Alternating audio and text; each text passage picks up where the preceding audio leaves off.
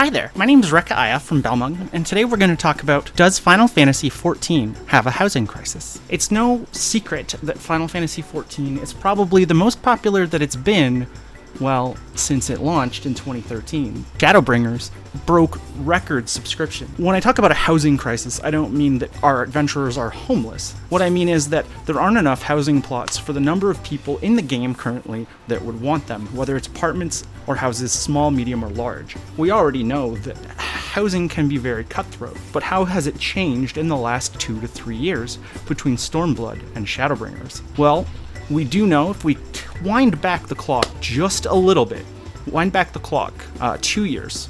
December 2019 is when they announced the fan fests that would happen this year. And at that time, 14 had just reached 18 million subscribers. This was when patch 5.1 was the current patch, and of course now it's 2021. 5.58 is the current patch.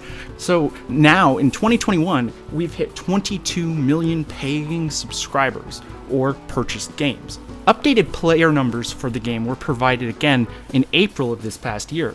In April 2021, now this is before the current recent surge, Square Enix had moved 22 million units. But it does mean between December 2019 and April 2021, which is only a year and a half time, there have been 5 million people have signed up for a subscription at some point in time. With that kind of growth, what does the housing market actually look like? So I'm on one of the most popular servers, actually probably the most popular legacy server. I'm on Balmung, the server that everybody loves to talk about, but to be honest, it's just a regular server. And let's go check what housing is like on Balmung today.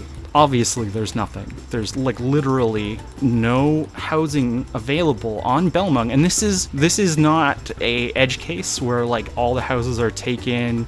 And right now there's just nothing. What I mean is that when a small does finally open up, basically you'll have 20, 30, 40 people around one single placard trying to hope that they happen to click when the server registers that it's time for that house to be available for purchase.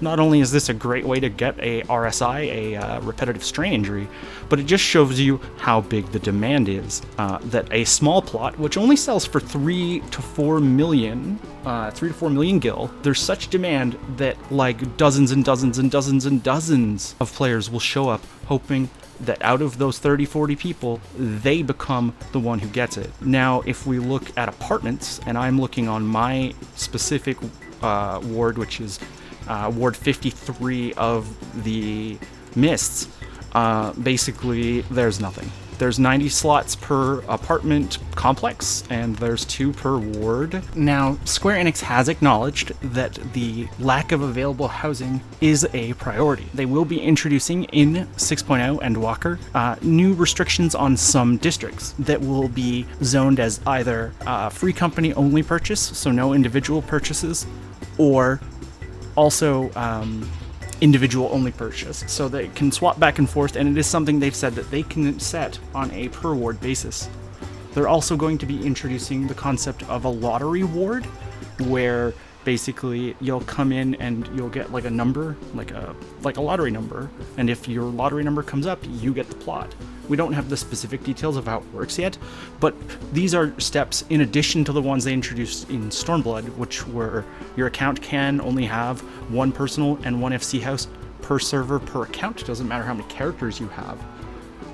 And also the hidden 24-hour timer, which, as we all know, anytime between 8 and 24 hours, a flag happens on the server, and then the plot is available for purchase, and whoever happens to click the button at the right moment, they get the plot. So they're hoping that this, in addition to the expanded wards they added earlier this summer, and the new wards coming online in Endwalker with Ishgard, will help alleviate the congestion.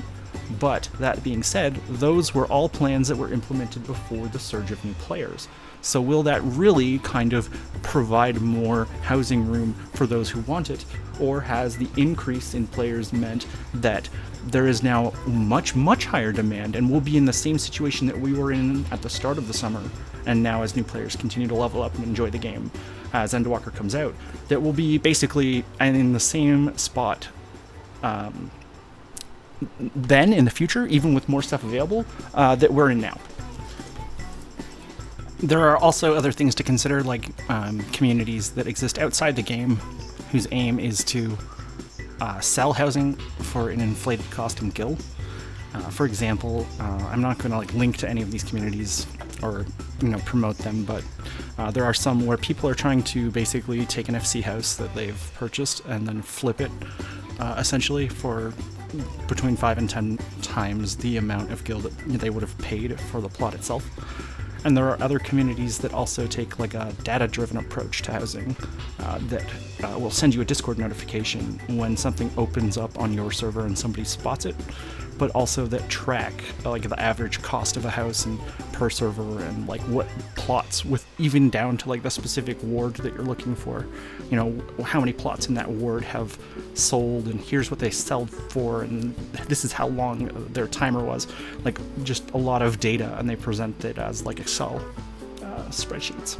So there's a number of factors that go into trying to get housing in 14, and this video in no way covers all of them, but I want to know what you think. Do you have a home in 14? Are you trying to get one and spending hundreds of hours clicking placards? Do you think that with Ishgard coming that will alleviate things, especially with the new restrictions? Let me know in the comments. This isn't probably the last video that I'll make about housing, but this is something that I wanted to talk about, as I've noticed that things just aren't available right now.